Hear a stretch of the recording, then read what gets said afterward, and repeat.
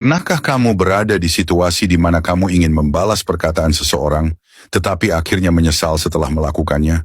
Pernahkah kamu merasa bahwa dunia ini penuh dengan kebisingan, opini, dan drama yang tidak ada habisnya?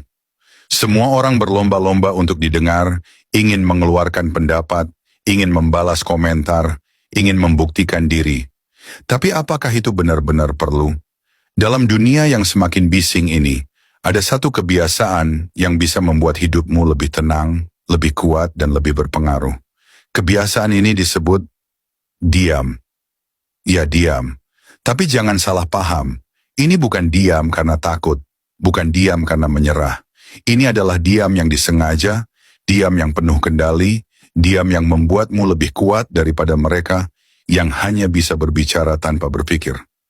Para filsuf Stoik seperti Marcus Aurelius, Seneca, dan Epictetus memahami bahwa terkadang kekuatan terbesar bukanlah dalam kata-kata, tetapi dalam ketenangan.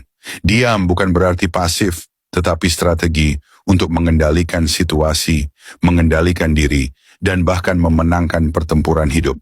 Epictetus pernah berkata, "Kita punya 2 telinga dan 1 mulut, jadi kita harus lebih banyak mendengar daripada berbicara." Ini bukan hanya sekadar pepatah, tapi kunci untuk menghadapi dunia yang semakin penuh dengan kegaduhan. Hari ini, kita akan membahas bagaimana filosofi Stoikisme mengajarkan kita untuk menggunakan kekuatan diam dalam kehidupan sehari-hari. Mengapa Stoikisme mengajarkan kita untuk diam? Stoikisme bukan hanya tentang menerima nasib atau bersikap tenang di tengah kesulitan. Ini adalah filosofi tentang bagaimana kita bisa mengendalikan diri sendiri, terutama dalam situasi sulit. Dan salah satu cara terbaik untuk melakukannya adalah dengan memilih kapan berbicara dan kapan diam. Para filsuf Stoik percaya bahwa terlalu banyak berbicara bisa menjadi musuh terbesar kita. Kata-kata yang tidak perlu bisa menimbulkan konflik, memperburuk situasi, atau bahkan mengungkapkan kelemahan kita kepada orang lain. Contohnya, pernahkah kamu memperhatikan bagaimana orang-orang yang paling bijaksana di dunia cenderung tidak banyak bicara? Mereka lebih banyak mengamati, mendengar, dan berpikir sebelum berbicara. Ini bukan karena mereka tidak tahu apa-apa, tetapi justru karena mereka tahu bahwa setiap kata yang keluar dari mulut mereka harus memiliki makna. 3 situasi di mana diam adalah keputusan terbaik. Satu saat kita sedang marah. Ketika kita marah, kita ingin langsung bereaksi. Kita ingin membalas kata-kata tajam dengan lebih tajam. Tapi apa hasilnya? Biasanya kita malah menyesal setelahnya. Marcus Aurelius, seorang kaisar Romawi dan filsuf Stoik, pernah menulis dalam bukunya Meditations, "Kamu bisa memilih untuk tidak memiliki pendapat. Artinya kita tidak harus selalu bereaksi terhadap sesuatu. Terkadang, respons terbaik adalah tidak merespons. Sebuah komentar buruk di media sosial? Abaikan. Seseorang menyakitimu dengan kata-katanya, jangan biarkan emosimu dikuasai olehnya. Dengan diam, kita tidak memberikan mereka kekuatan atas diri kita.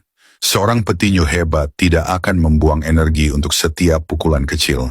Ia hanya akan merespons pukulan yang benar-benar penting.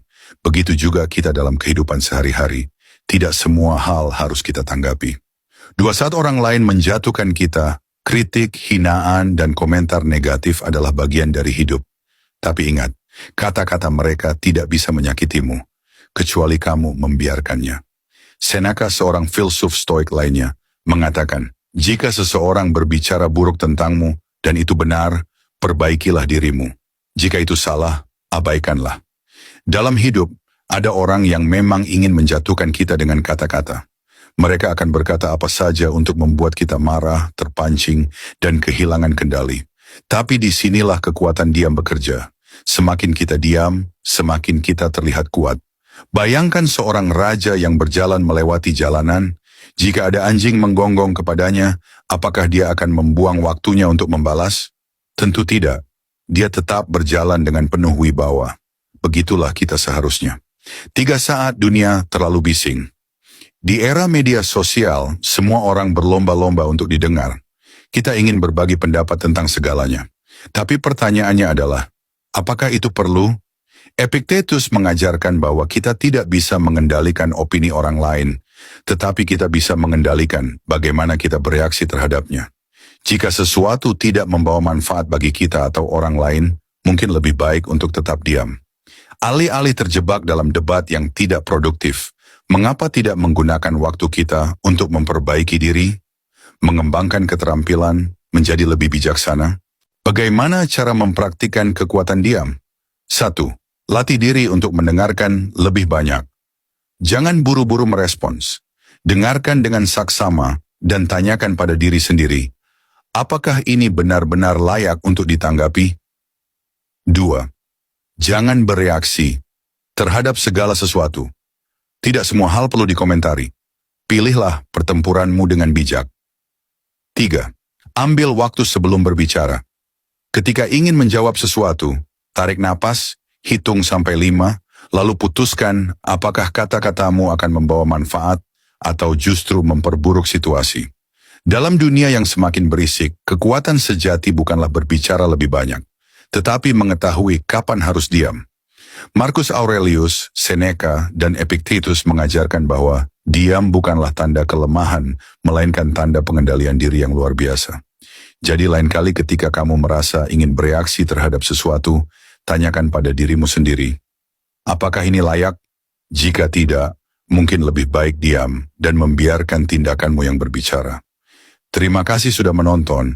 Jika kamu merasa video ini bermanfaat, jangan lupa